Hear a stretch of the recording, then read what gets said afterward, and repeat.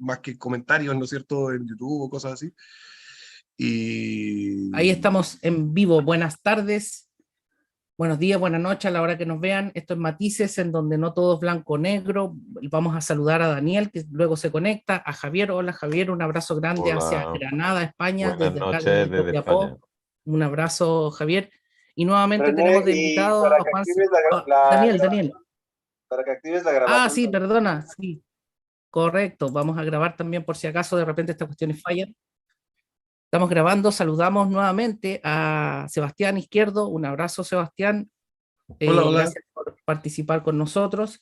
Y bueno, estábamos conversando recién en off que vamos a tratar de que el programa sea sintético por compromisos personales que tiene nuestro invitado, pero recordarles a quienes vieron el video con anterioridad que Sebastián Izquierdo está escribiendo textos que guardan relación principalmente con un tema de ficción. Vamos a recordarlo nuevamente, que son las crónicas de Facho Cuy Cuy, escrita el tomo 1. Vamos a hablar un poco también del tomo 2, que ahí debiera salir en pantalla, el tomo 2, ¿cierto? Que se llama Bitácora. Pero también tenemos un nuevo texto que se llama Una unión posible. Es un ensayo. Sin embargo, como en la vez anterior, Javier no pudo estar con nosotros cuando conectamos con Sebastián. Si gusta, Javier, puedes hacer algún comentario en relación a ese texto, ya que no estuvo en ese momento, no estabas tú ese día, no sé si tienes un comentario en la primera parte de las crónicas del Facho Cuy Cuy. Bueno, muchas gracias, René. Comentarios un montón, pero en fin, me los voy a reservar, por supuesto, pero no obstante, es un texto que leí con mucha atención, he leído con mucha atención, lo he subrayado, he remarcado frases. ¿Y hay alguna pregunta? Repito, no, ya por desgracia no le puedo dar un repaso completo. Entiendo que hoy vuelve Sebastián al canal pues, para hablar de otros textos suyos. Pero no obstante, sí que es verdad que quiero hacerle alguna pregunta. En concreto, la historia que cuenta de John Cobbin, el profesor norteamericano, ultraliberal, lo que cuenta es verdad, eso pasó. Sí, Eso es cierto, eso es histórico. sí. Y Bueno, no está muerto. La parte en la que se muere olvidado en la cárcel, no. En este momento se encuentra en la cárcel de Rancagua. pero está en la cárcel. Sí, Bueno, bueno, bueno. porque Y lo lo de... trataron de asesinar una pandilla de Antifa durante las manifestaciones y él les disparó, no disparó a matar, disparó al suelo. De hecho, el Sí, único herido, la bala que le retiraron tenía restos de asfalto, tenía restos de la calle.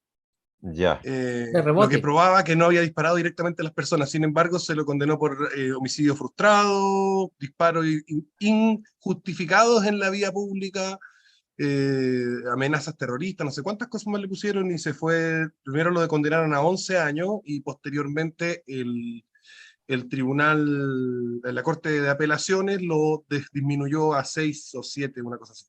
Bien, bien, bien. Y casi el párrafo siguiente escribe: los antifa obligaban a la gente a bailar a punta de pistola, bajo la amenaza de destruir sus vehículos o simplemente de lincharlos. ¿Eso también es cierto? Sí, y hubieron varios linchamientos, están los videos. La Bueno, gente tenía que, bueno, ellos cortaban la calle, la gente tenía que bajarse a bailar. Y si no se bajaban a bailar, les rompían el vehículo, les pegaban. Muchos se bajaron a pelear con las llaves de herramientas para arreglar el auto, obviamente solos contra la turba. Y hubieron muchos enfrentamientos de todo tipo. Algunos atropellaron derechamente a quienes cortaban la calle. Y uno de los que atropellaron pasó por encima de como 40 personas, también está preso. es que, claro, escribes también. El plan maquiavélico de Antifa era obligar a las personas a bailar para tener registro de una supuesta revolución pacífica y festiva. ¿Mm? Sí, y si Y uno la ve verdad los es que son... documentales, ve los reportajes hoy en día que hacen alusión al mal llamado estallido social, lo que uno se encuentra es que precisamente se presentan las imágenes de la gente bailando en la calle como si el pueblo chileno hubiese salido espontáneamente a decidir bailar en la calle como una forma de protesta. Y en realidad era que los estaban obligando. Ya concluyo, pero los dos últimos comentarios que quiero hacer sobre este texto, cuya lectura, por supuesto, recomiendo, sin ningún lugar a dudas, Escribe Sebastián, parecía estar prohibido hablar positivamente de los tiempos pretéritos. No era ninguna ley oficial o decreto de algún tipo, solo una especie de tácito consenso y temor general. Esto, por desgracia, en España ya no es Ya no es un tácito tácito consenso y consenso. temor general. Es ley. Es que en España, más desde ayer o antes de ayer, o recientísimamente, se ha aprobado ya la llamada Ley de Memoria Democrática, que dice lo que se puede decir de lo que pasó en España del 18 de julio de 1936 hasta el año, lo han ampliado mucho, hasta el año 1900, no recuerdo, 1981 o algo así. O sea, esto que Sebastián lo refiere como no existe una ley oficial, sino un consenso tácito. Hasta ahora existía ese consenso tácito, pero ese consenso tácito ya se ha convertido en ley. En fin, ahí lo dejo, Sí, porque me sí, temo que... lo que pasa es que en España la estructura que ha tomado la izquierda en el poder, perdón, la izquierda que está en el poder es la izquierda del PSOE, ¿no es cierto? Sí, y Está de aliada Podemos. está en la izquierda aliada con Podemos, pero es PSOE el que tiene el Sí, poder sí, sí, y PSOE de alguna manera se deja empujar un poco por Podemos.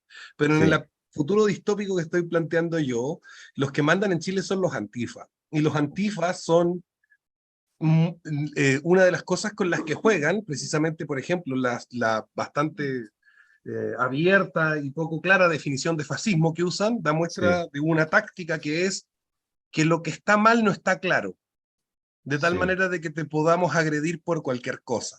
Entonces, comprendo. en este futuro Chile no hay leyes muy tácitas ni nada, no hay leyes muy explícitas, no hay un gran contenido, un contenido que se pueda, un código que uno pueda consultar y decir, ah, esto es lo que se puede y esto es lo que no se puede hacer, sino simplemente hay un dominio de estas pandillas, ¿no es cierto?, que se han convertido en la policía del pueblo, en su brazo armado en la Policía del Pueblo, su líder Byron Muñoz, ministro de Seguridad Interior del Estado de la República de Chile en ese momento, en esta distopia, ellos no te van a decir exactamente, mire, esto está bien, esto está mal, simplemente van a ir, como se dice en Chile, con la tincada, con en el momento. Esto ahora sí nos pareció mal, depende de quién lo haga, depende del contexto, depende de todo, porque es la forma en la que yo he visto que operan estas personas, no solamente definiendo de forma totalmente libre fascismo, sino definiendo de forma totalmente libre cualquier cosa que sea discriminación o incluso racismo. Entonces, ponerlo negro sobre blanco iría contra la forma de actuar de estas personas que yo estoy poniendo en el poder en la distopia. Ya, ya. Sí, porque una aclaración que te agradezco mucho, me parece muy esclarecedora, perdón por el pleonasmo, y en efecto, evidentemente esto es una distopía que a mí por momentos me recordaba más que el 1984 de George Orwell, de las dos grandes distopías que todos conocemos, me recordaba más bien Un Mundo Feliz de Huxley, por... lo pones también aquí, por ejemplo, que parece que, que en el futuro las relaciones de pareja que sean serias o con compromiso van a estar mal vistas. Y eso es algo que aparece en la... Es que lo estoy buscando, que lo anoté y puse... Esto me recuerda a Un Mundo Feliz de Huxley. Pero en Chile ya es mal visto. ¿Perdón? En Que en Chile Chile ya ya es está mal mal visto. visto, ¿no? Ya está Ya mal está mal visto. visto. Y Claro, porque en lo efecto, bien visto son los perrijos, por decirlo. Tener Lo bien perrijos. visto en aquí lo Chile es lo tengo. que se llama, hoy en día en Chile lo bien visto es lo que se llama el poliamor. Bueno, aquí en España también lo están introduciendo. Aquí lo tengo ya, ¿eh? Cito literalmente las palabras de Sebastián, de su texto. Resulta muy poco común en ese futuro distópico ver parejas de jóvenes enamorados o de ancianos felices, sobre todo porque esto es socialmente muy castigado. Eso es Un Mundo Feliz de Huxley, en efecto. Claro, ahora de todas maneras mi mayor inspiración distópica no es ninguna de esas dos, ni No, El no, Mundo no, no Feliz. digo que lo sea, pero digo que a mí me lo recuerda, Sí. me lo recuerda. Mi Sí, perdona, mayor ¿cuál es tu inspiración a mayor nivel inspiración? literario y también en el estilo, porque la gente me ha dicho esto está mal escrito, y yo igual de alguna manera digo, puede ser, pero es una de las cosas que también me llamaron la atención cuando leí por primera vez la distopia que voy a mencionar ahora, que es Himno de Ayn Rand, que es cortita. No la conozco. Ayn Rand Ya, sí, Ayn Rand sí, Ayn Rand sí, Ayn pero Rand tiene esa... una distopia que se llama Himno, que es cortita, tiene 60 páginas, igual que esta. Y esta distopia de 60 páginas de Ayn Rand que se llama Himno tiene una cosa que las otras distopias, que yo no encontré en las otras distopias, que es que el protagonista de alguna manera logra salir. logra escapar de eso. ¿Mm? En la distopia de Himno, es un mundo donde el yo ha desaparecido, donde la identidad personal ya no existe. Y todo es colectivo, todo, no importa qué cosa. Entonces la palabra yo salió del vocabulario. Y cuando uno empieza a leer Himno, está diciendo nosotros, nosotros, nosotros. Y uno lentamente, a partir de la segunda página, se va dando cuenta que el nosotros es uno solo. Y después este nosotros, claro, empieza a encontrar en las ruinas de la sociedad moderna, libros, ruinas de rascacielos, etcétera, y empieza a darse cuenta que esto que le habían dicho, que esta sociedad tribal, ultra colectiva, de negación total del yo, que era la sociedad más avanzada, en realidad no, que había sido un retroceso, y él de alguna manera se va a la ciudad y logra vivir como individuo, entre muchas comillas, ¿no es cierto? Esto refleja las ideas filosóficas de la autora, que ella es individualista y libertaria, ¿no es cierto?, en un cierto sentido, y entonces, pero lo que me gusta de eso es que primero, está escrita en primera persona por alguien que está en una distopia y que por lo tanto no escribe de forma normal, Sí. no escribe de forma extraña. Y segundo, que es una de las fuentes de inspiración, y lo otro es que logra salir. Entonces, ahí tengo un poquito de esa fuente de inspiración en ella. Obviamente, si leí 1984 y Mundo Feliz, también hay influencias de eso, pero yo diría que mi principal influencia para escribir la distopia fue esta que te digo. Muy bien. Himno. Bueno, y también debe haber sido influencia el contexto que se está viviendo en Chile. Y voy a En aprovechar Chile, ¿no? Por supuesto. esta inflexión para comenzar a hablar del tomo 2, ¿cierto? De las crónicas del Facho Cuicuy. Bueno, recordemos que el tomo 1 tiene dos partes, ¿cierto?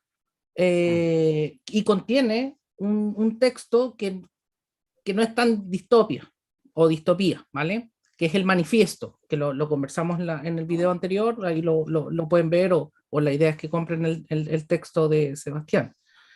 Claro. El manifiesto, ¿cierto? Ahí tenemos, disculpa un poquito, ahí tenemos un Dale. paralelo con Himno, porque en Himno es precisamente porque se encuentra este personaje Igualdad Z245 o algo así se llama, el protagonista de Himno, encuentra un libro, y con ese libro sale de su distopia. Y aquí pasa lo mismo, al protagonista que entra como en una especie de culto secreto en el contexto de la cuestión, que es el catolicismo tradicional, pero que ahí está convertido en un culto clandestino, y le entregan el manifiesto. Y mediante ese libro empieza la salida del mundo distópico. Eso, solo eso quería decir. Claro, y ahí está el tema de los nuevos autorianos, ¿cierto? Que lo conversábamos, etcétera. Y lo vamos a dejar ahí para aprovechar el tiempo. Pero aquí en esta segunda parte, ¿cierto? En Bitácora, está esta bitácora en donde hay una relación del amanuense o escribano, ¿cierto? Que es el electo ahí democráticamente, lo vamos a ver. Y también tiene dos partes, ¿cierto? Esta parte, llamémoslo así, de un relato, etcétera, pero también contiene una constitución. Vamos a conversar de eso. Sebastián, yo te pediría, si es que puedes en unos pocos minutos contarnos de qué trata esta segunda parte, para que dejemos los minutos finales para hablar de tu ensayo, que en realidad, por lo menos en términos personales, para mí es más fácil leer los ensayos que los textos más literarios, distópicos, etcétera. Ahora, solamente para que nos cuentes, y te aprovecho de hacer la pregunta de inmediato. Una constitución, ¿cierto? Cuando nace el constitucionalismo, la gracia del constitucionalismo, es justamente dejar por escrito las cosas que debieran funcionar orgánicamente, naturalmente, ¿cierto? Por ejemplo, hasta el día de hoy, la pérfida Albión no tiene constitución escrita al amor nuestra. Ahora sí aprovechamos de saludar a Daniel. No, sí, nada más lo he estado escuchando, pero sí, adelante, René, para Un no abrazo, romper el Daniel, ritmo. grande. Cuéntanos, Sebastián, entonces, de qué trata esta segunda parte. Te vamos a ir haciendo algunas preguntas por ahí.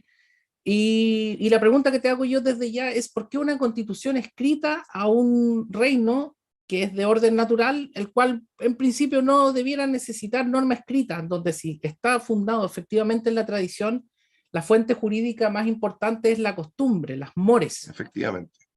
Cuéntanos ahí. Efectivamente, pero yo te parto respondiendo. Estamos en un contexto de renacer de un orden natural que se ha perdido durante siglos y que por lo tanto requiere de alguna manera de ser codificado de manera tal de que no nos perdamos, porque no hemos recibido esa tradición. No la hemos recibido como tradición y no la tenemos como costumbre. Tenemos que reacostumbrarnos a la vieja tradición que se perdió. Y también imponerla, porque hay un proceso, hay un programa de conquista también en este movimiento político que participa en el libro, hay un programa de conquista de todo el territorio de Chile. Entonces, ese programa de conquista implica también imponer a personas que no tienen estas costumbres y que no tienen estas tradiciones y este modo de vida, para que se vuelva costumbre y eventualmente eliminar la Constitución, ¿no es cierto? Pero también tiene otro propósito, porque podría hacerse sin Constitución. El propósito de escribirlo como Constitución es que las personas las personas cuando uno plantea que uno quiere un orden natural, monárquico, patriarcal, etcétera, y católico, las personas te dicen, ¿cómo funciona eso? Bueno, los mando a leer la Constitución. Así funciona eso. No es necesario que esté escrito, pero así funciona. O así más o menos funciona. Pues hazle adaptaciones menores por donde te parezca, pero así más o menos funciona. Y así más o menos funciona la propuesta mía, ¿no es cierto? Y también ahí respondo las preguntas que se me hacen en la conciliación del tradicionalismo con el capitalismo.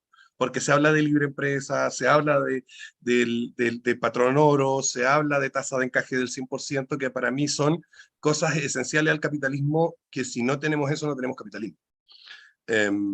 Por ejemplo. Entonces, también ahí se concilia eso. Entonces, sirve para responder cosas. En el panorama de la ficción sirve porque hay que imponerlo, sirve porque hay que recordar una tradición olvidada. Estas personas no fueron educadas en un sistema así, entonces no tienen el conocimiento y tienen que recuperarlo de alguna manera. Y en el ámbito de la no ficción, es decir, volviéndonos a la realidad que vivimos y al lector que lee el libro, se responde preguntas como precisamente las que ustedes me hicieron en el programa pasado. ¿Cómo conciliamos tradicionalismo con capitalismo? Bueno, ahí está conciliado, por ejemplo. Bien, vamos a ir mostrando partes del índice. Yo creo que con eso nos podemos apoyar un poco. Así no hay, ¿cómo se llama esto? No sé si hay una palabra en español para no decir spoiler, pero bueno, para no aguar la fiesta, llamémoslo de esa manera, para no aguar la fiesta. Aquí está la bitácora, ahí se ve, ¿cierto? El permiso señorial, el asentamiento del Facho Cuycuy, octubre 2040. Aprovecho con el tema octubre, a ver si la próxima semana, Sebastián, nos acompañas el 18 a hacer Por supuesto. ¿cómo se llama? Está comprometido eso. Está comprometido. Un balance, ¿cierto? Así que aprovechamos de señalar que el próximo jueves, entonces, a esta De misma hecho, hora... el ensayo del que vamos a hablar un poquito más, estaba pensado que lo quería publicar el 18 de octubre, pero me salió más rápido y dije, lo publico. Pero lo Perfecto. estaba planificando para eso. Mira, pensé que me iba a demorar más. Aquí está el índice, ¿cierto? Y si se fijan, están estas partes y aquí viene luego la Constitución. Fíjense que la Constitución tiene una estructura constitucional que nos daría varios programas de analizarlo. Ya le vamos a pedir a Sebastián que nos describa la esencia, aunque en parte ya lo dijo, pero aquí en la parte, llamémoslo derechamente, de la distopía, hay una parte que a mí me llamó particularmente la atención, que son dos. Una, el tema este de la historia reciente, ahí tú le pones así, la historia reciente, porque esto está pasando en el futuro, ¿cierto? La historia reciente de la Iglesia Católica por una parte, y por otra parte el tema de Milei, que a mí me llamó particularmente la atención. Cuéntanos un poquito de eso para que luego entremos ya al ensayo, Sebastián. Mira, yo no soy muy experto en temas de estos de literatura y de guiones de cine y todo eso que hablan de distintos aforismos que usan, pero creo que esto encaja dentro de lo que podría llamarse un deus ex machina, o lo que llaman un deus ex machina, que significa que algo pasa que resuelve un problema que al parecer no tenía solución, que vivimos en un mundo, en un Chile distópico, y claro, si nosotros leemos el manifiesto que está en el primer tomo, hay un mandato que es el de crear estas comunidades aisladas, mediante estos feudos originales, desde los cuales, ¿no es cierto?, iniciar la reconquista, ¿no es cierto?, pero se llama el Manifiesto de Nueva Asturias, y entonces, ¿cómo van a sobrevivir estas personas rodeados de un país tan pobre y tan destruido? Entonces yo tenía que inventarme un país, tenía que inventarme una solución a esa relación comercial inexistente con un país que no puede proveerte de nada por muchos recursos que tengas para ofrecerle. Y entonces dije, voy a poner a los liberales en el poder en Argentina, como una forma de resolver eso. Pero además está el tema de que si yo pongo a los liberales a gobernar en Argentina, tengo que tengo la posibilidad de presentar un poco, aunque sea un boceto, de el proceso que deviene de tener un sistema liberal, estilo libertario, de estos bien radicales como el de Milei, o como los que proponía la misma Ayn Rand, de la que estábamos hablando hace un rato, que es este proceso de desintegración social. Entonces tenemos la desintegración, pero con una tremenda boom económico, mucha prosperidad, mucho exceso de bienes y servicios, en un mundo donde la gente está totalmente sola, sin lazos, sin nexos, sin orgánica social. Entonces dije, voy a ocupar este recurso para poder presentar estas dos cosas, y eso es lo que hice. Por eso metí a Milei ganando en Argentina, y los libertarios en el poder hace rato, ahí libre porte de armas y no sé qué, y claro, eso le da muchas ventajas al facho Cuicuy, que tener un régimen liberal al lado, del cual con el cual pueda intercambiar las cosas que necesita, que tenga bienes y servicios de los cuales podamos comprar, consumir, y también que tenga,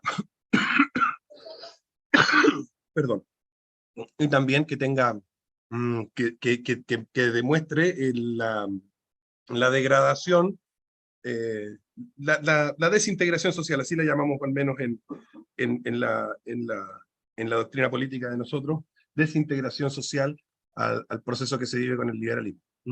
Entonces esa era la idea. Y en el tema de la Iglesia Católica, que tú haces Ya, otro Deus estamos ex machina. recién Yo necesito que la Iglesia Católica te apoye a los nuevos asturianos. Y no me imagino a la Iglesia Católica actual apoyando a los nuevos asturianos. Así que le di un golpe de timón al papado tras la muerte de Francisco, y metí unos papas bien como me gustan a mí. Bien tradicionales, bien coherentes, consistentes con la verdad revelada, y no creativos y progresistas. Bien, a propósito de eso, creo yo, y para darle la palabra a Daniel para que luego también conversemos del ensayo, que es por lo menos para mí la obra más enjundiosa, aunque es cortito, ¿ah? Es cortito el texto, que si yo, a lo mejor para otras personas no va a ser importante, yo creo que es muy importante el texto que escribió Sebastián. A mí me gustaría rescatar de lo que estamos conversando dos textos. Uno le va a sonar mucho a Javier, y otro quizás también, pero más a Sebastián, que es este, que está disponible en Chile, que son las obras completas de Lira, del padre Lira, que a todo esto, mea culpa, reconozco que yo lo conocí a este filósofo chileno a través de la página de Gustavo Bueno. Imagínate la vuelta que me fui a dar para conocer a este tremendo chileno. En donde máxima ¿cómo se llama? El ensayo Catolicismo y Democracia, ¿vale? Esa es como una fuente, digamos, para los que quieran profundizar en materia nacional. Y en internacional... Yo me acuerdo, disculpa, con Sebastián, Waldo Lira. Aguántame un cachito, pero para terminar la vuelta. Perdón. Y en el internacional, de José Miguel Gambra, ¿ya? Que yo lo conozco por el tema de la lógica, y Javier en algún momento me dice, no, pero si este señor es político también, escribe de política, y qué sé yo, para mí era un profe de lógica, no más. Y tiene este texto que es fundamental, que se llama La sociedad tradicional y sus enemigos, como una suerte ahí con Popper. Esos dos libros los recomiendo también como un tema de complemento. Disculpa, Juan Sebastián, ahora sí, disculpa. Sí, no, y Osvaldo Lira, fíjate tú, lo descubrí porque un amigo puso en Instagram una foto que se había comprado los libros. Le dije, ¿qué libro es? Me dijo, Osvaldo Lira, un cura que hacía clases en la Católica y es súper bueno. Ah, mira tú, qué entretenido. Y me los compré.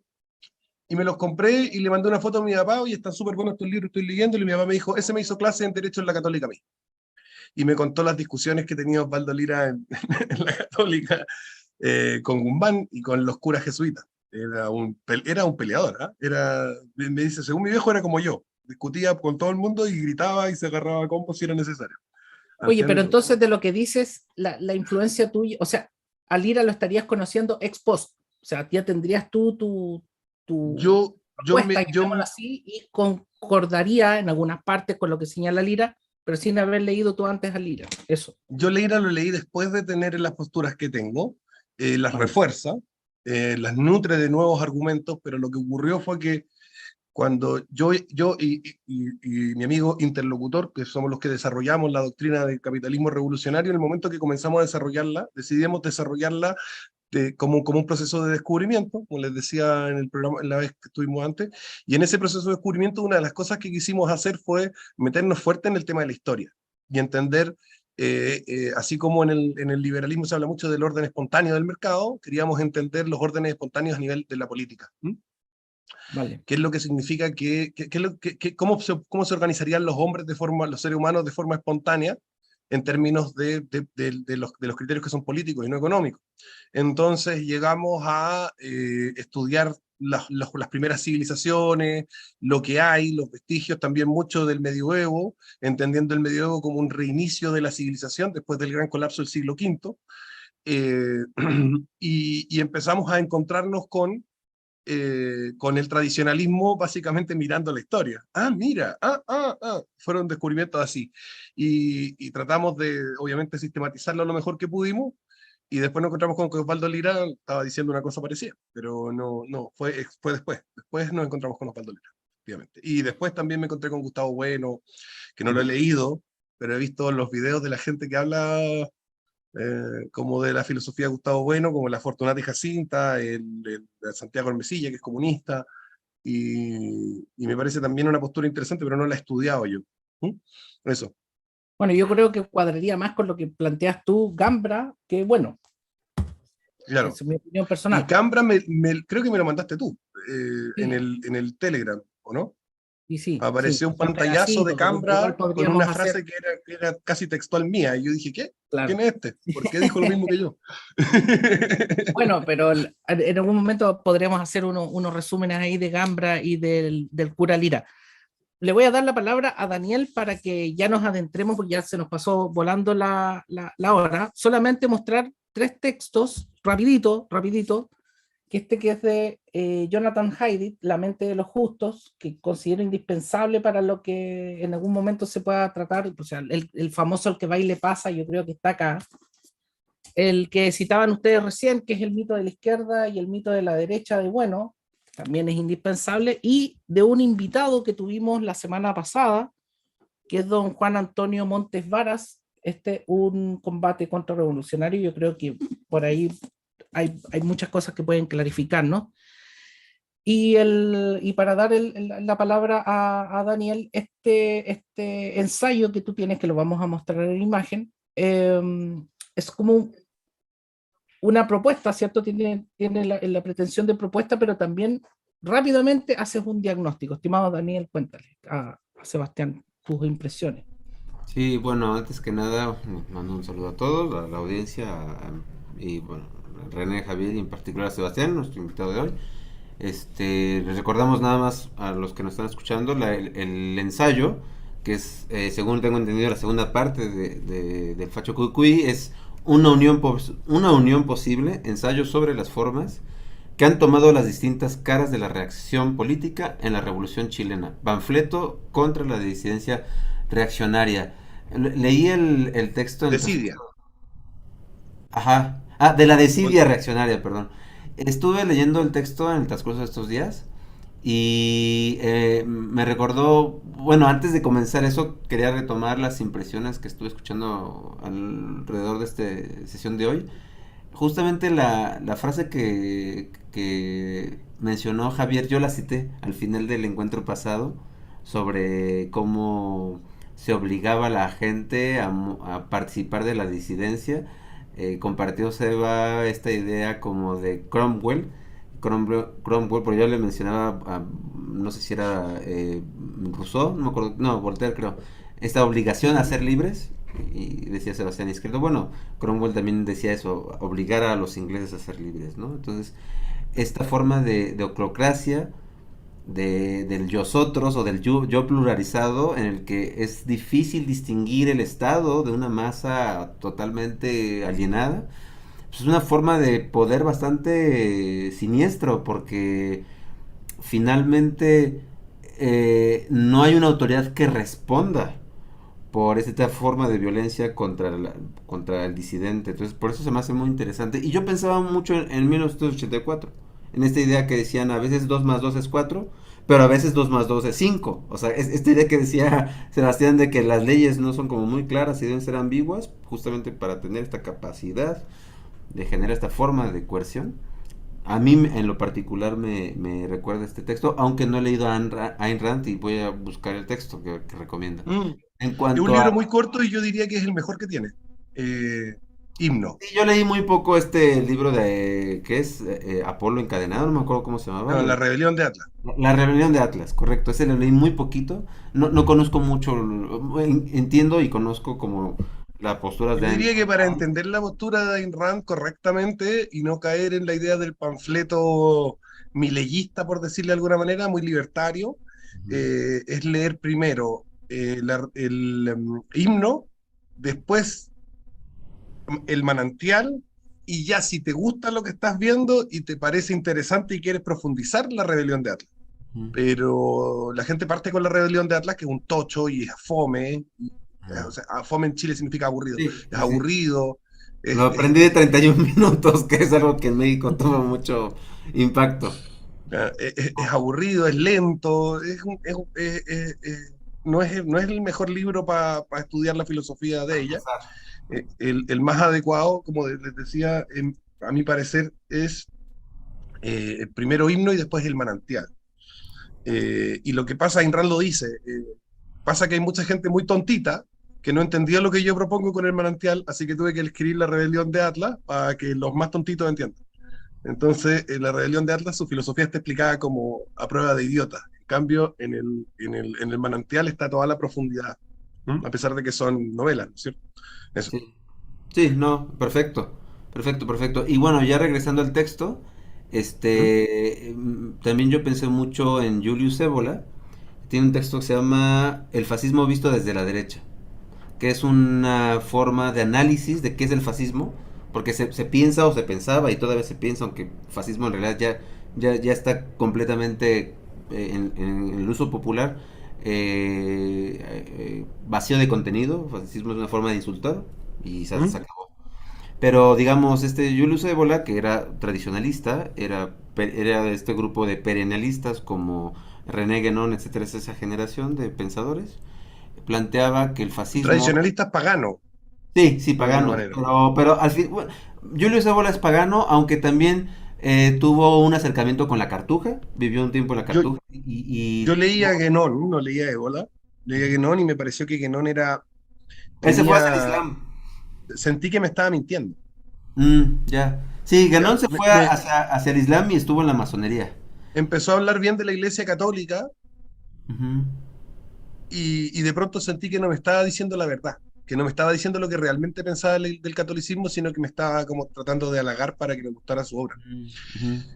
Sí, Eso fue lo Ébola es que... un poco, Ébola, digamos, en particular sí tendió más al paganismo, sobre todo en sus primeros años, pero con el tiempo tiene textos sobre vivir en la Cartuja y es interesante, o sea, porque él tiene, digamos, su percepción sobre la catolicidad Daniel, cambió explica con ahí el... qué es el tema de la cartuja, porque a lo mejor Bueno, no es todo. una de las órdenes, digamos, más rigurosas, no en un sentido como lo podríamos entender, un lugar común, como que oprimen mucho, como los sacerdotes, sino en el que el grado de convicción y de fe de ese tipo de ordenados es enorme, es de los más potentes y de hecho todavía sí existe la orden y hubo un documental que tardó 20 años en realizarse sobre la Cartuja, justamente. Empezó en los 80 por ahí y terminó en el 2000. Y es muy interesante ese documental. Entonces, Julius Evola tuvo la oportunidad de conocer esa orden ya después de su periodo paganista y el fascismo y todo esto.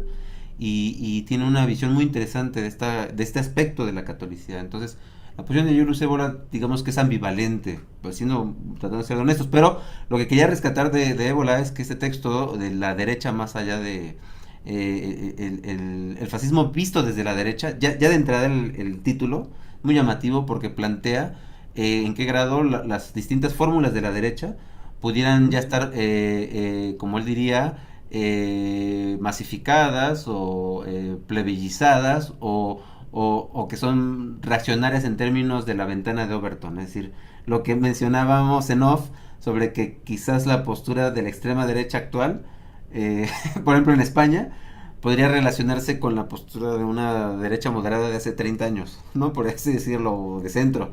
O hasta Entonces, socialdemocracia.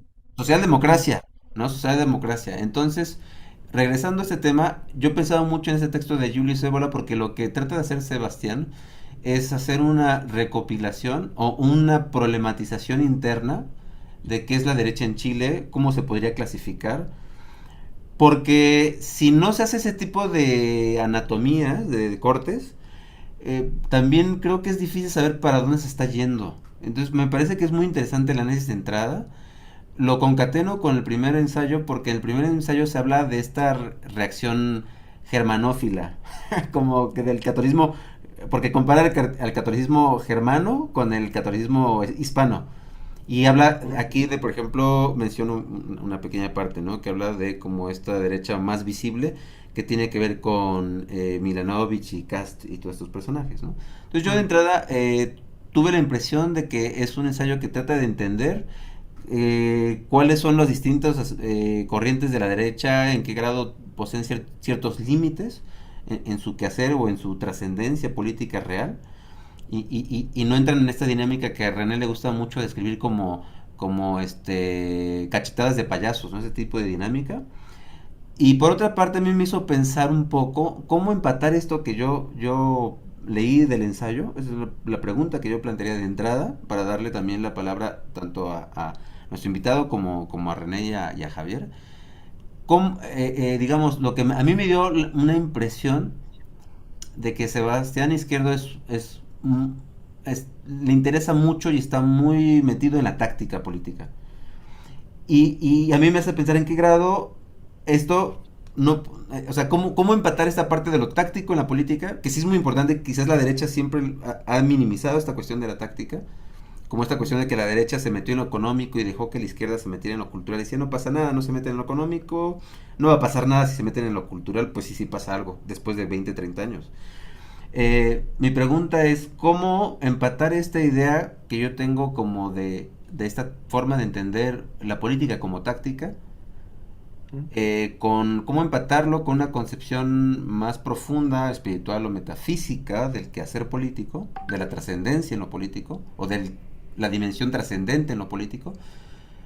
Si hay como esta tendencia o esta forma de el peligro de que enfrascarnos en lo táctico terminaría generando este nihilismo político tipo gramsciano. No sé si me estoy explicando el planteamiento.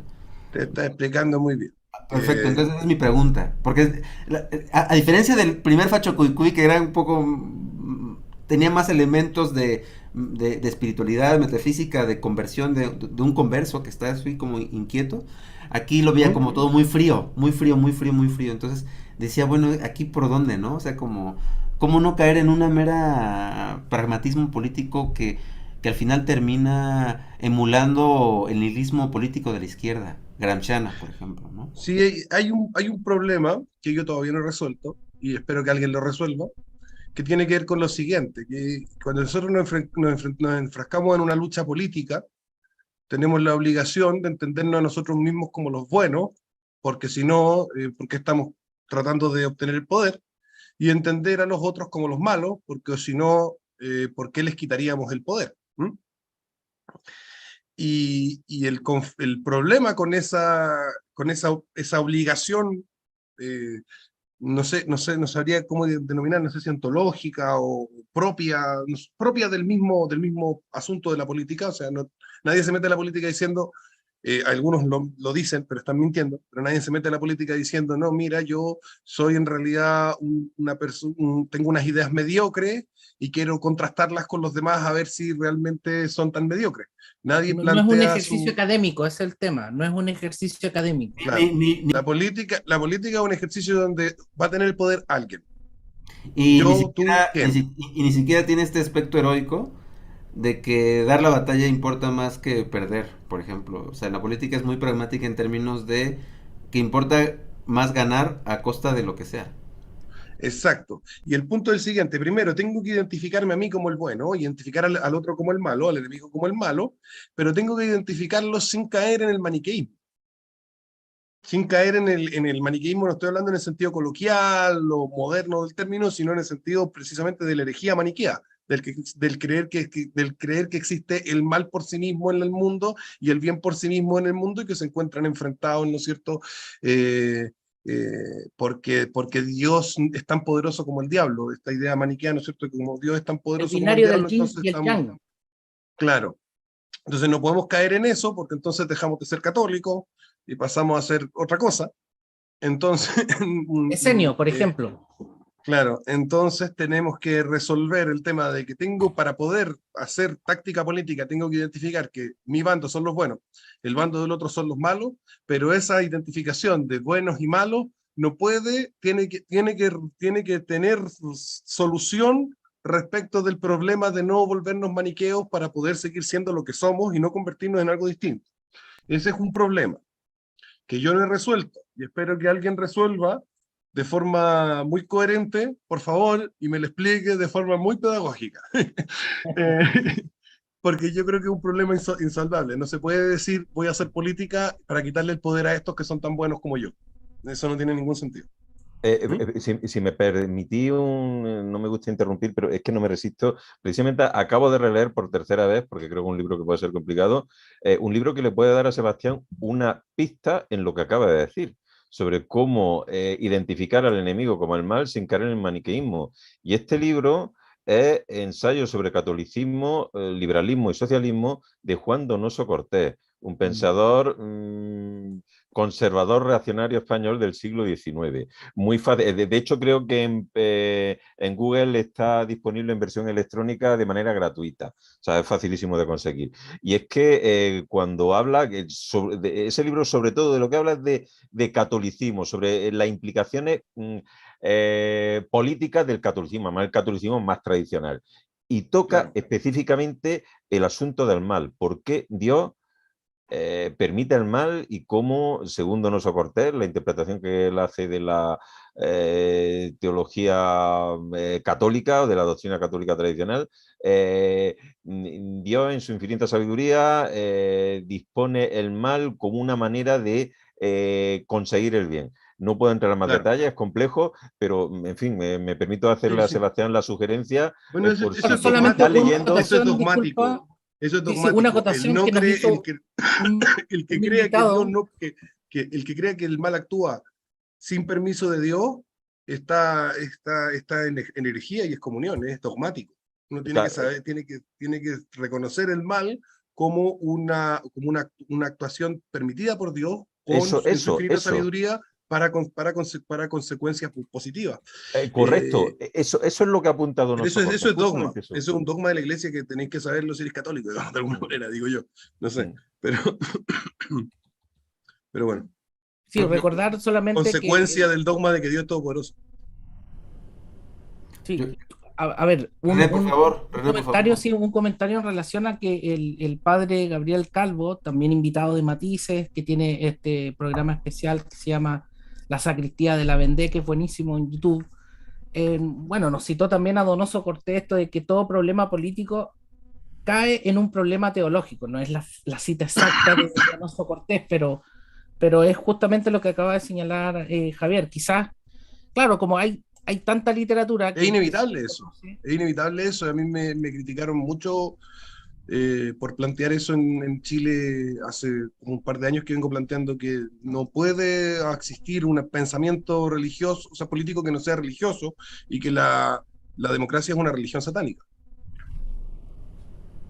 Claro, y que lo cuentas en tu Facho Cuicuy, en realidad es esa lucha, o sea, estás Claro. luchando contra, entre comillas, el mal, pero la resolución del tema del maniqueísmo, Claudia, evidentemente no nos va a dar para este programa. Pero sigamos. Y el otro tema con respecto a la Dale. táctica, el otro tema con respecto a la táctica que quería responder, Sí. porque son dos cosas, Sí. es está el tema de la táctica, que la táctica no te atrapa en lo del contenido. ¿Por qué? Porque le pasa a la derecha, y es lo que le ha pasado, que lo que hoy en día llamamos extrema derecha era la derecha moderada de hace 30 años, esa es la realidad. Y lo que le ha pasado a la derecha es que el contenido ha sido absorbido por la táctica, y lo que termina ocurriendo es que terminan transformando el contenido porque tienen que decir lo que la gente quiere escuchar para poder ganar las elecciones. Luego la táctica se come el contenido de la propuesta. Entonces, en ese sentido yo hablaba del tema del maniqueísmo y me parece que eso es importante. Y lo otro es el tema de temporal. Hay un problema de la táctica en política que es temporal, que es que la táctica no me, como la táctica es algo que estamos haciendo en el presente, puedo perder noción de futuro y noción de trascendencia política y eso también afectar el contenido. Entonces, no dejarse atrapar por la actualidad, lo llamo. Yo siempre le digo a la gente que me sigue, no se dejen atrapar por la actualidad. La actualidad es una cárcel terrible y después no salen. Están todo el día viendo las noticias, están preocupados lo que dijo el presidente y lo que le dijo el ministro y lo que le respondió el subsecretario y lo que le respondió el diputado y se vuelven unos imbéciles, se vuelven literalmente unos idiotas por estar atrapado en el ahora. ¿No? Entonces, los dos desafíos con respecto a la táctica, y que por eso la derecha escapa tanto de la táctica, sobre todo en la parte teórica, es difícil encontrar teóricos de derecha que hablen de táctica, y por eso uno remite a leer Lenin, remite a leer también gente más fascista como Ramiro Ledesma Ramos, porque no hay táctica en la derecha, no existe programática táctica. Y escapan de la táctica precisamente porque tienen miedo de perder la parte del contenido, que la táctica se coma el contenido y que la táctica en tanto actualidad se coma la reflexión, ¿Mm? La capacidad de reflexión profunda. Y allí es donde todos los sectores que podríamos llamar derecha, o por ejemplo, incluso estas derechas extravagantes como los libertarios, arrancan de la táctica y no tienen táctica. Y no hay táctica. Sí, es un problema por partida doble. Los más tradicionalistas van a rehuir de la táctica y los más reaccionarios en el sentido de mimetizar o oponer como ¿Mm? antípoda el ¿Mm? discurso imperante de la izquierda, pues están gobernados por el discurso de la izquierda, o sea, es completamente pasivo en esos términos. Es un problema Claro. por partida doble porque afecta tanto al extremo más táctico de la derecha, vamos a decirlo así, como al extremo más tradicionalista, que no se rehuye de la política, ¿no? Vamos a decirlo así. Yo Claro. estaba pensando O los cuando... puristas, Ah, por ejemplo, los claro, sí, anarcocapitalistas claro, y puristas, el que idealismo... son fanáticos de su cosa kantiana, del Sí, principio de no agresión y no sé qué más, y los axiomas de la acción humana, esas cosas, también rehuyen de la táctica porque quieren mantener pura su pensamiento. sí, sí, Entonces sí. rehuyen de la táctica. Y yo creo que tenemos que empezar a atrevernos a tener táctica sin perder los principios, sin perder el contenido y sin perder la mirada de profundidad. Creo que debemos atrevernos, creo que tenemos la obligación de atrevernos. Porque de nuevo reitero, para mí la obligación en política es, si yo estoy en política con una idea particular, sea la que sea, es que yo tengo que estar subjetivamente al menos convencido de que yo estoy en la posición correcta, el otro está en la posición incorrecta y yo tengo la obligación de derrotarlo. Luego renunciar a la táctica es, yo diría, en pecado gravísimo por parte de cualquier bando en política. Sería lo que es pecado en política, renunciar a un desarrollo de una táctica y de una reflexión sobre la táctica, y no solamente una reflexión, sino también una ensayo y error de distintas formas de táctica hasta lograr conseguir el objetivo de la política, que no es conversar con gente que sabe mucho como tú o que piensa mucho como tú, sino conseguir el poder, quitárselo al otro, que es el malo. ¿No es cierto? Sí, en el equilibrio está el milagro. Es complicadísimo saber cómo ubicar el punto medio, sobre todo porque en la política es muy fácil gobernarse por el deseo del poder. O sea, es uno de los deseos o una de las pasiones más fuertes. El poder es Mm. bastante corruptor. O sea, es un tema bastante complicado meterse a la política y salir limpio, ¿no? Vamos a decirlo así. Pero, Efectivamente. pero el problema es ese, el milagro Mi es el mujer me dijo, milagro es hallar el cuando milagro. nosotros todavía no nos casábamos, me dijo, tú, Sebastián, en el momento que estuviste con mayor visibilidad, hubieras sido un poquito hipócrita, sonriente, hubieras dicho las cosas que tú sabías que la gente quería escuchar y tú eres inteligente y sabías lo que la gente quiere escuchar, y hoy en día seríais senador o diputado y estaríais cobrando un tremendo sueldo y no sé qué. Yo le dije, ¿tú te casarías con ese hombre? Me dijo, no. Yo le dije, ya. Buenísimo.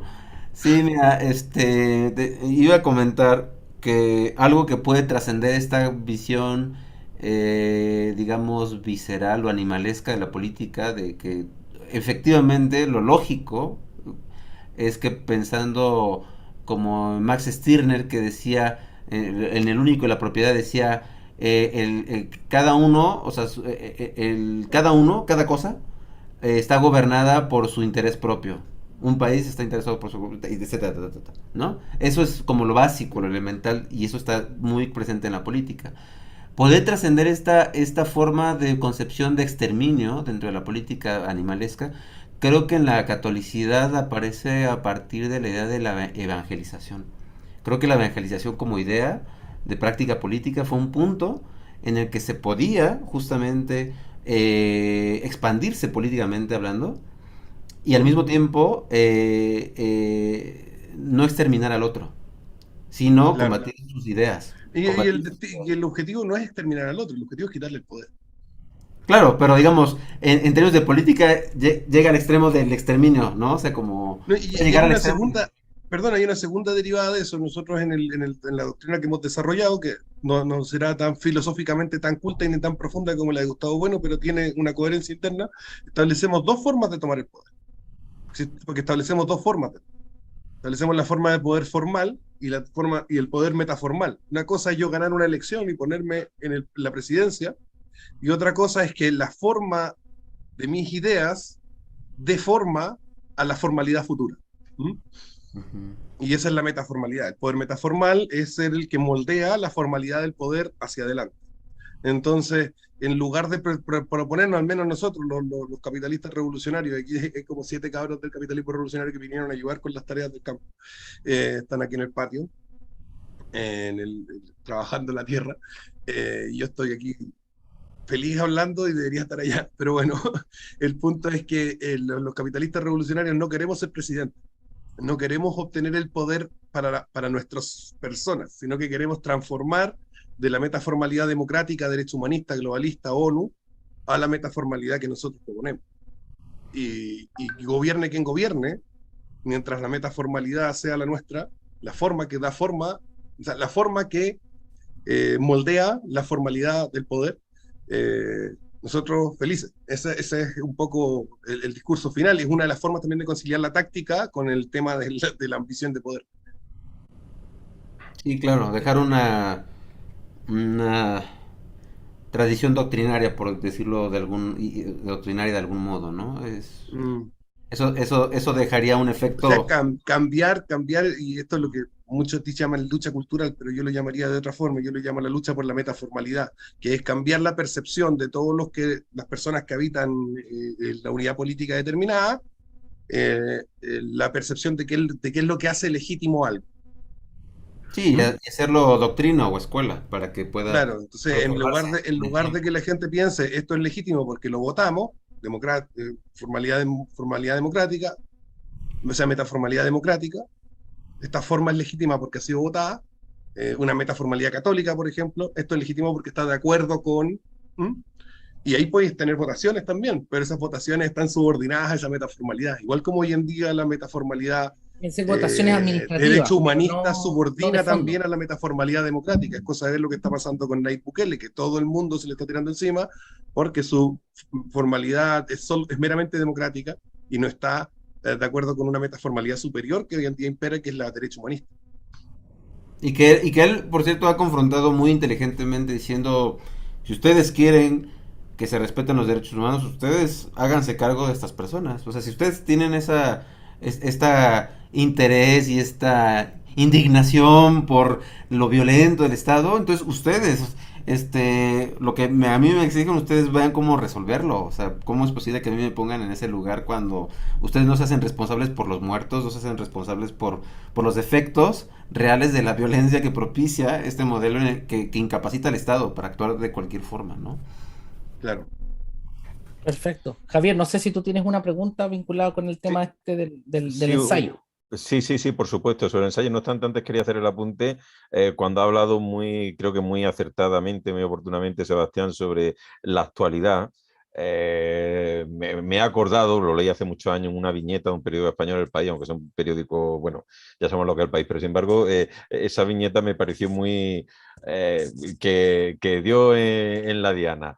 Le decía un señor a otro, hoy en día nos distraen con la actualidad para que no pensemos en el presente, que creo que es lo que ha querido decir Sebastián. Nos enredan, nos entretienen con el ciclo de la actualidad y no pensamos en lo realmente importante que está ocurriendo en el presente. Eso por una Claro. parte. Y luego por otra, entrando ya en el ensayo de Sebastián, yo entiendo que hay, porque he leído hace poco las obras más importantes, obras selectas de Lenin, las he leído directamente, y una de ellas es ¿Qué hacer? Y yo creo que el texto de Sebastián está inspirado en qué hacer, particularmente en señalar la necesidad de que haya, decía Lenin, una clase de revolucionarios profesionales que se dediquen profesionalmente a la revolución, y Sebastián lo que está proponiendo es que tiene que haber un grupo de, si me permiten la expresión, si no es la correcta me corrige, de reaccionarios profesionales, de De personas que se activistas dediquen. profesionales al servicio de la reacción. Exactamente. De activistas O sea, y combatientes profesionales al servicio de la reacción. A mí me ha recordado mucho el ensayo de Sebastián al qué hacer leninista. Claro, y es lo que te decía, cuando uno quiere pensar en táctica y es de derecha, uno no puede echar mano de los autores de derecha porque no hay autores de derecha hablando de táctica, y por lo tanto uno tiene que echar mano de los que han hablado de táctica, que son los de izquierda. Claro. Y mi favorito autor en temas de táctica es Lenin, por supuesto. Ya. Que por cierto, concluyo, me ha recordado fundamentalmente al qué hacer, pero también a las tesis de abril. Ahí Lenin está hablando de qué hay que hacer en un momento histórico concreto, que es el del abril de 1917 en Rusia, y empieza Sebastián su ensayo con una exposición de cuál es la situación política actual de Chile y qué hacer ante esa situación política de Chile. Entonces, me recuerda fundamentalmente, por supuesto, al qué hacer y también a las tesis de abril. Genial. Yo le iba a preguntar a Sebastián, ya saliéndonos un poco del texto, ya que ya hicimos ahora para no comprometer más el tema del tiempo, aunque lo vamos a dejar ya fijo acá al aire el próximo día martes 18. Vamos a hablar del 18 de octubre del 2019. Esperamos que nos acompañe también el viejo de historia. Está comprometida la participación de Sebastián Izquierdo. Y a propósito del 18 de octubre, lo podemos profundizar la próxima semana. Pero llamémoslo así, la neoderecha, ¿va a ser más del estilo de la fronda aristocrática de Edwards, de élites, del poder económico, o esta neoderecha es facho pobrista? O sea, que hay facho Está la pobre, pugna. ¿cachai? Está Entonces, la pugna, y lamentablemente en el bando facho-pobrista está fuerte la presencia protestante. Y eso me parece lamentable. expliquemos un poquito cortito, Sebastián, el tema del facho pobre y eso, y además podríamos cerrarlo. El lutismo. Sí, disculpa, Sebastián, pero Chile, aprovechando que está Daniel, tu tesis esta de la cortito, esta de la AMLO respecto de lo que está sucediendo en la actualidad acá en Chile, para que Daniel ahí se ríe un poco. lo que pasa es que yo tenía un amigo mexicano, desgraciadamente, porque terminó cometiendo unos asesinatos acá y fue un desastre, y me vincularon cuando yo no tenía nada que ver con la psicopatía de este hombre. Todos asesinos en serio uno los conoce como personas normales y de repente los ve presos. Pero este amigo mexicano me contaba que AMLO siempre perdía las elecciones, y cada vez que las perdía decía que había habido fraude, se tomaba, se montaba una oficina y hacía como que gobernaba y nombraba ministros y todo. Y a mí me pareció gracioso que ahora es el bando reaccionario, que yo detallo en la última parte del ensayo, pongo, oigan, aquí estos creen que ganaron y no ganaron, y de hecho están haciendo otra nueva constitución y ni les han preguntado, así que no han ganado nada, no les han pedido ni su opinión. Entonces está la mesa que se formó de los bandos que quieren cambiar la constitución, que formaron una mesa para dialogar qué cambios van a hacer porque la propuesta anterior salió rechazada, y los integrantes de la reacción, los que no quieren cambiar la constitución, hicieron una mesa paralela y están haciendo como que las cosas que deciden importan. También me acordaba de lo que pasó en España con el 20M, creo que es. No, el 20M. El 20M es el de la cuestión del atentado explosivo, no. Las protestas de los perroflautas, que también El hacían... 15M. 15M. Ellos en la Puerta del Sol. Derogaron la monarquía. El 15M es el 18 de octubre. El 15M es el 18 de octubre. Sí, Pero aquí, Claro, el 15M pero en el 15M ellos hicieron unos cabildos donde acabaron con la monarquía, no, hicieron no, pero reuniones lo que dice constituyentes y Sebastián es todo. cierto, ¿eh? Eso lo cuenta en un vídeo muy gracioso Fernando Díaz Villanueva. Claro. Lo está abordando Sebastián, en efecto. Abolían la monarquía y el capitalismo y lo que se les ocurría, en efecto. Sí. Se autoasignaban partidas presupuestarias y todo, y no, y eran unos cabros chicos en una plaza en España nomás, pues, y Sí, todos sí. un poquito hediondos incluso. Bueno, es eso. un poco incluso como Trump, que asumió el poder antes de que terminaran las elecciones. Quizás algo, digo, más allá de que no es de mi interés involucrarme tanto en la política norteamericana, pues son norteamericanos finalmente, pero pues sí tenía la impresión de que algo pasó raro estadísticamente al final, pero él también asumió como ya va por ahí, ya está cerrando, ya gané, ¿no? O sea, como esta ficción. AMLO en particular no es que haya creado ministros y esto, más bien se hizo pasar a poner la banda presidencial. O sea, Ah, hizo ya, el ritual. Eso fue lo que pasó.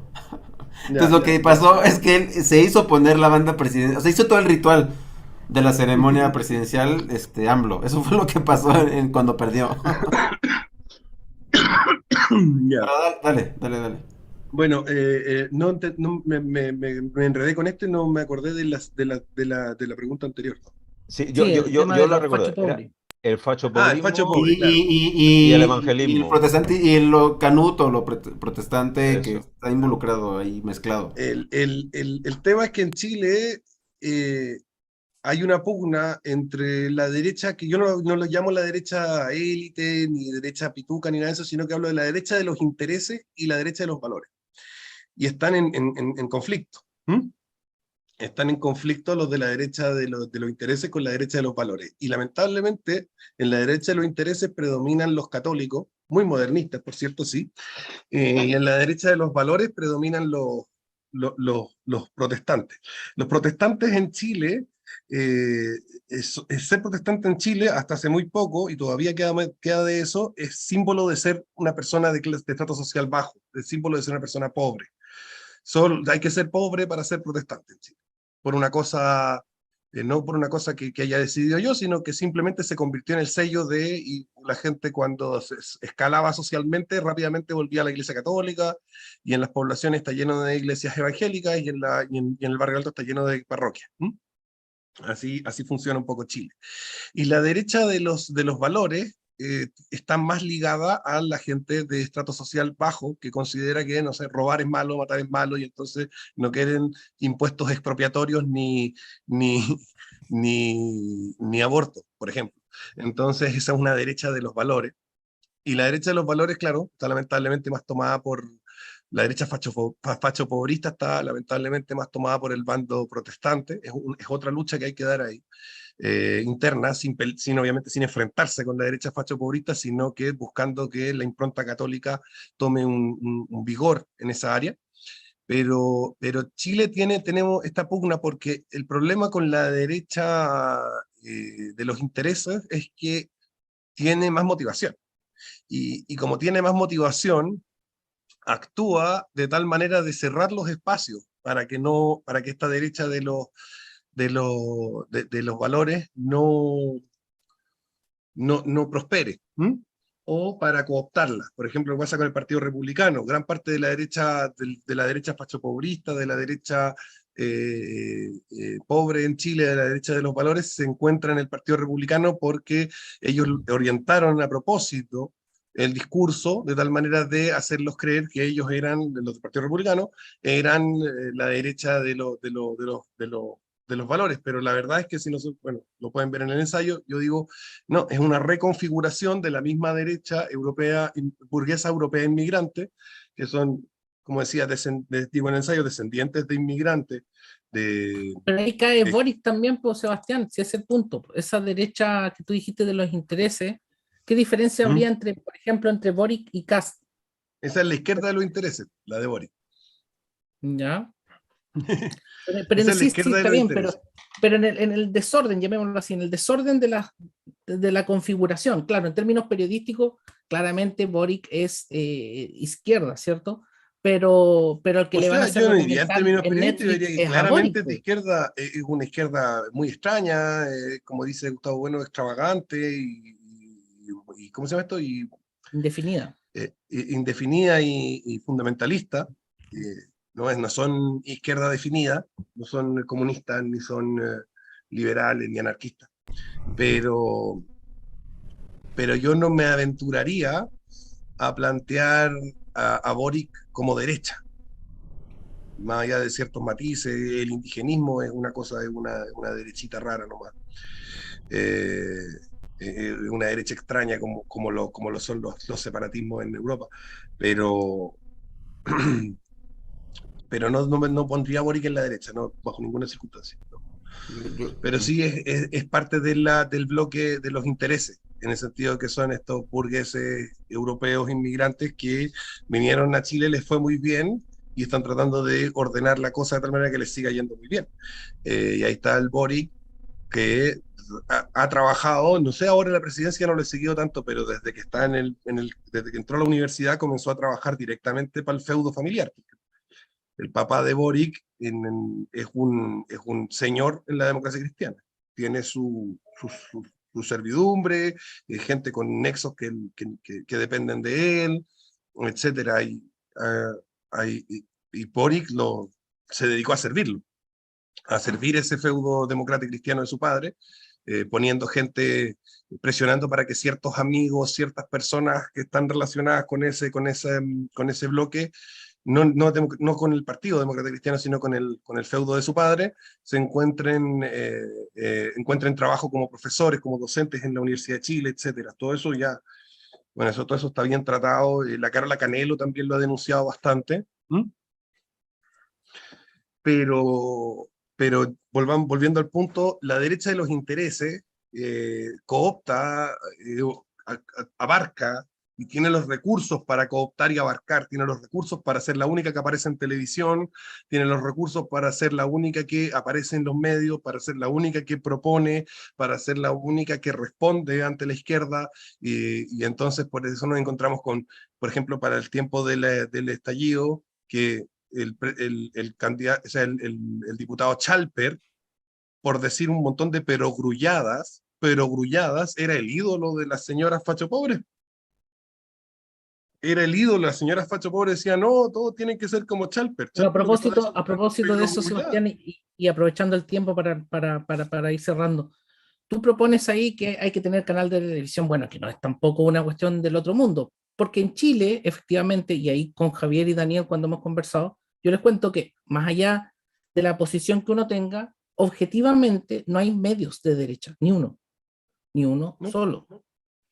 Entonces, eso visto desde afuera, y cuando, por ejemplo, yo converso con mi papá, yo le digo, oye, pero es que no hay medios de derecha. ¿Cómo no? Me dice, si el medio es de derecha, Lux es de derecha, y así empieza, pero ¿cómo lo explicas tú? ¿Por qué es necesario, ya digámoslo así en teoría clásica estándar de la democracia, que los polos políticos sean equilibrados, o sea, que existan canales de televisión de izquierda, de derecha, etcétera? Y cuando tú conversas el Estado llano con personas, dicen, no, pero es que los medios de comunicación son todos de derecha. ¿Cómo lo explicarías? Menos matices, esa como diría situación? Montes Varas cuando conversamos con él, que decía que Claro, dijo, salvo matices. No, medio de derecha, la gente necesita, Claro, la gente, si nosotros gente somos de extrema necesita derecha, no sé qué está quedando. salir del localismo un poco, y hay que mirar cómo funciona Fox News o One American News o cómo funciona Intereconomía, y decir, eso es un canal de televisión de derecha. De eso no hay en Chile, po. Exacto. Entonces la gente Claro, piensa porque, que por los ejemplo, medios de comunicación un en Chile apunte. son de derecha, o piensa que en Chile sí hay medios de comunicación de derecha porque no saben lo que es un medio de comunicación de derecha, y lo que te tienes que hacer es sentarlo en el computador, poner en YouTube y poner Fox News, el Tucker Carlson, pum, pum, pum, esto es un noticiero de derecha, y ponía el Tucker Carlson y van a decir, esto es lo que estáis diciendo que no hay en Chile, y te van a encontrar razón. Sí, efectivamente esto no hay en Chile. ¿Se entiende? Claro, o el último que entrevistó acá, se me olvidó el nombre, Lozano, no sé cómo se llama, uno de una radio. Federico Jiménez Lozano. Jiménez Los Santos. Jiménez Los Santos. Claro, Federico ese Jiménez podría Lozano. ser Claro, porque aquí tendríamos la La versión mañana fina en de Radio es. Checho Irán, no sé, ¿cachai? Pero Checho Irán es serio el representante de la derecha, entonces No, no. pues Checho Irán es... Federico Jiménez Los Santos es como un extremista al lado de Checho Irán. Es una cosa así como... Checho Irán es comunista al lado de Federico Jiménez Los Santos. Pero por eso tú en el artículo planteas y dices, porque esta cuestión es contraintuitiva, uno dice, ¿cómo no va a haber un canal de derecha? Entonces, ¿dónde están los fachos en Chile? ¿Por qué los fachos no se han decidido a tener un canal? Y en definitiva, más allá de la Porque adscripción, lloriquean la disculpa, más allá de la neutralidad. adscripción, porque tú hiciste una El adscripción lloriqueo de la teológica, neutralidad. El sí, pero lloriqueo de la tú, neutralidad. pero aguántame un cacho, Se tú dice, dijiste que el facho el pobre derechista se solamente era complace con Canuto. estas cosas. Quiero que se entienda esto. El derechista chileno se complace con estas cosas. Se complace cuando hace una manifestación y los izquierdistas le tiran piedra y salen muchos lesionados y se van al hospital y todo lo demás. El derechista se complace. Cuando van a un programa de televisión y los periodistas que son todos de izquierda les hacen una encerrona, el derechista se complace. De alguna manera, el hecho de enfrentarse con alguien que está tan abiertamente en contra de ellos, les da como una especie de demostración implícita de que ellos serían los buenos y que estarían en el bando correcto. Y esa sensación de autocomplacencia y esa adicción al autocompadecimiento que tiene el derechista común y corriente, y cuando tú conversas con él te dice, no, pero es que yo estoy del lado de los que recibieron las puñaladas, no de los que las pegaron. Sí, pero yo prefiero estar del lado de los que las pegaron. Pero ellos inflan el pecho. Yo estoy del lado de los que yo estoy del lado de los que sufrieron la encerrona, no de los que no de los que la perpetraron. Oye, prefiero estar del lado de los que la perpetraron. Entonces hay una autocomplacencia y un autocompadecimiento muy placentero para esta gente, y a mí me da mucha pena eso, que creo que es un poquito patológico. Que son las dos caras, digamos, de la catolicidad. Una es la cara guerrera, combatiente, como Don Pelayo, y otra es la cara del mártir. Pero hay que saber cuándo se tiene que ser una cosa u otra. Ya. Pero, digamos, yo entendería, para mí sería muy natural que hubiera esa respuesta, porque sería una forma de martirización mal entendida, y más en un ámbito tan procaz como el político, en el que sí habría que ser un poco más. Y fíjate, Seba, que lo más parecido que yo ubico de la táctica justamente en la derecha es la derecha más plebeyizada, que es justamente la de los fascismos. O sea, lo más parecido al pensamiento de táctico, de política, y que por eso tuvo triunfo político, digamos, en general, con resultados efímeros, salvo el nacionalcatolicismo. Sí, pero con resultados reales, pues, o sea, Pero transformar realmente el sistema resultados, en tu sistema. con resultados. Esos son resultados reales, transformar realmente el sistema en tu sistema. Con resultados, claro, sí, lo más parecido en el espectro del fascismo, o de los fascismos, que tuvo un resultado mucho más prolongado, fue el nacionalcatolicismo. Claro. Los demás duraron menos. Pero Ya, ahora, quiero, por favor, para decir por qué deberíamos tener un medio, por qué nos urge un medio. Bien, la izquierda puede aproximarse tácticamente al problema político en Chile desde dos frentes. Tiene a la gente manifestándose en la calle, el que baila pasa, violencia, queman el metro, queman iglesias. Somos Chile, Santiago de Chile es la ciudad del mundo donde más iglesias se han quemado, ¿vale? Del mundo. Más que con los black metal en Noruega, más que con la guerra civil española, el lugar donde más parroquias se han quemado en el mundo es Santiago de Chile. Y tiene entonces ese bando, esa ala de lucha, y al mismo tiempo tiene diputados, tiene parlamentarios, tiene eh, partidos políticos. tiene institucionalidad y grupos de choque, así. Exacto. ¿Y qué es lo que pasa con la derecha? Que la derecha no puede tener grupos de choque porque o tiene que elegir, o somos solamente de choque o somos solamente institucionales, porque no tenemos medios de comunicación que armonicen a nivel del mensaje las dos aproximaciones. Donde nuestros políticos institucionales se sientan cómodos diciendo, estamos con ustedes, sigan en la lucha, nosotros vamos desde nuestra posición en el Congreso vamos a avanzar también en esa dirección, etc. Y por lo tanto se ven arrinconados en los medios de comunicación de la izquierda, a decir, no, yo condeno, no, esto está muy mal. ¿Por qué? Porque en los medios de comunicación de la izquierda, quemar el metro es un acto espontáneo de rebeldía contra un sistema injusto, pero pegarle un palo en la cabeza a alguien que quemó el metro es un acto terrorista, peligrosísimo para la democracia, que va a acabar con el país, es gente genocida. ¿Ah?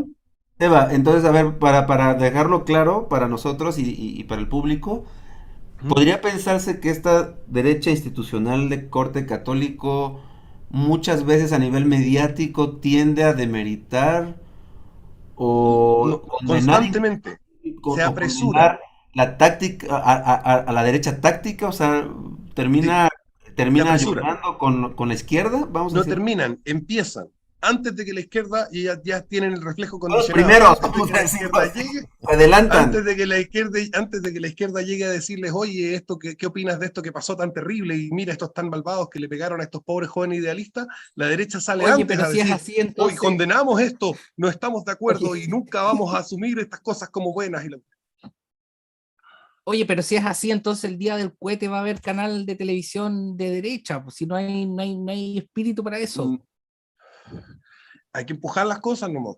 Hay que empujarlas y uno, a mí me enseñó mi abuelito Jaime a mí me crió mi papá y mi mamá, pero mi abuelito Jaime participó intensivamente en mi crianza y me decía, tú tienes que hacer lo correcto, punto. Da lo mismo lo que pase. Yo tengo que decir que la derecha necesita un canal de televisión porque es lo correcto, y si la derecha no va a tener un canal de televisión nunca, eso ya es un problema de lo que pasa, pero no de lo que yo estoy haciendo. Yo estoy haciendo lo que tengo que hacer.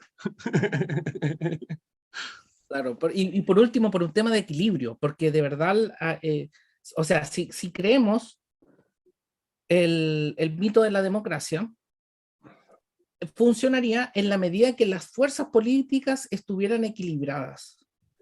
Y desde el 18 de Claro, octubre, que es lo que vamos a conversar el próximo martes, se ha transformado esto en una pornografía de un solo lado. Entonces, sí, esta pornografía de un solo lado hace que se necesite, por último, por equilibrio, que el agua hirviendo tú no la vas a parar con agua tibia. Necesariamente se necesitan chorros de agua fría si es que de verdad crees en la democracia.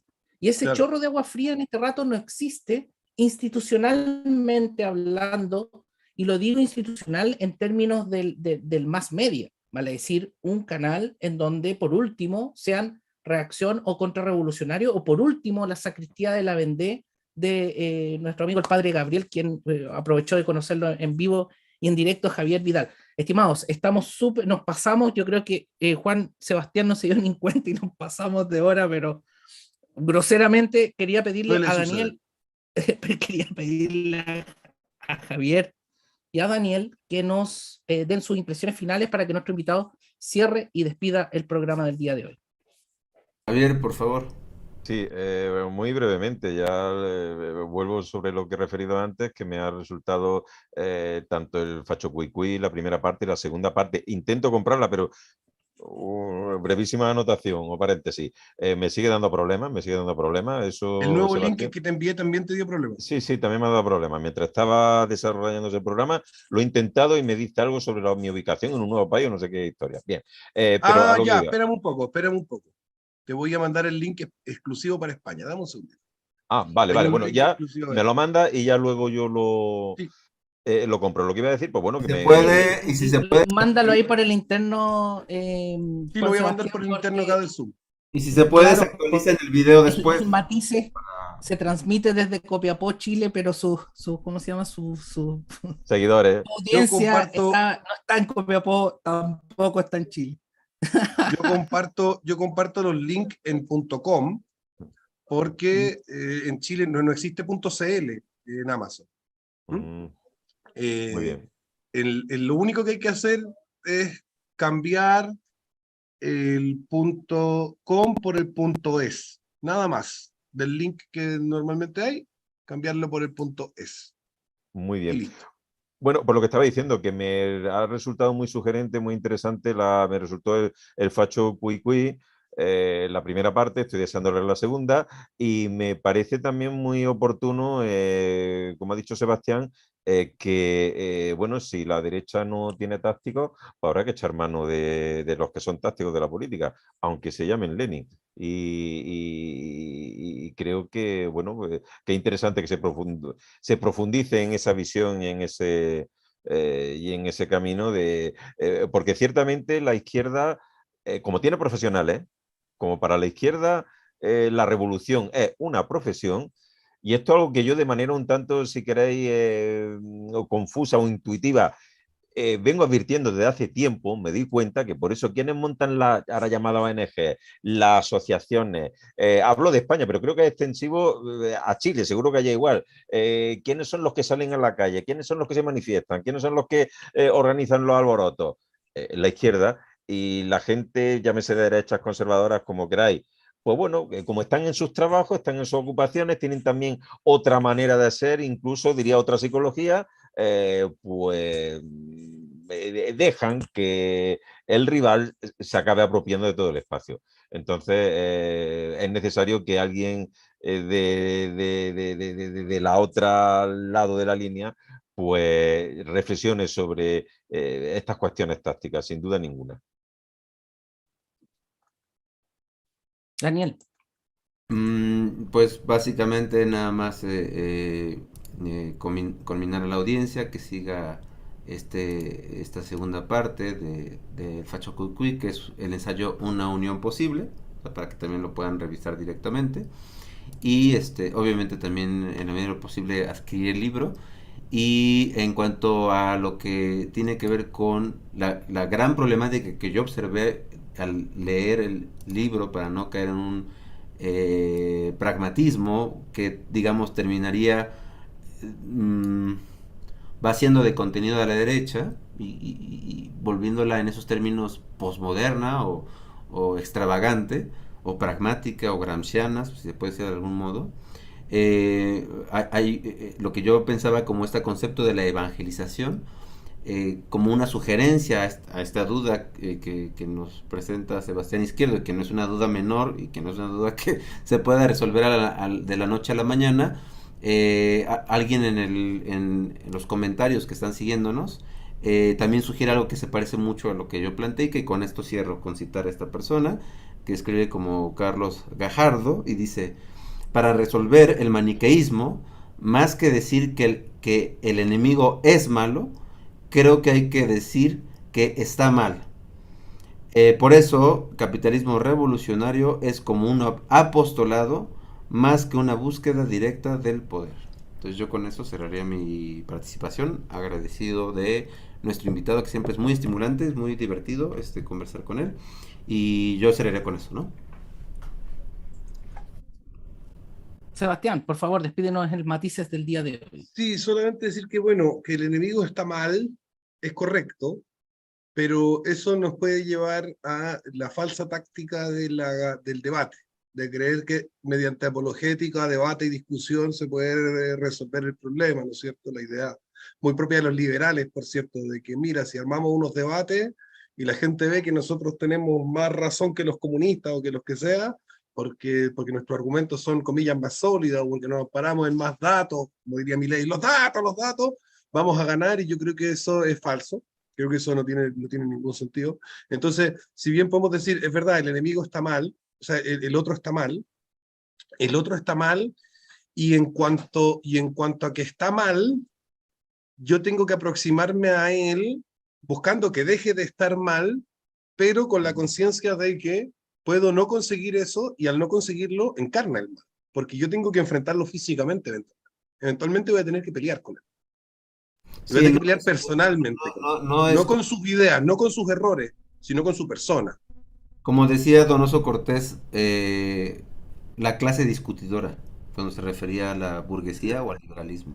No caer en Claro, esa condición. claro.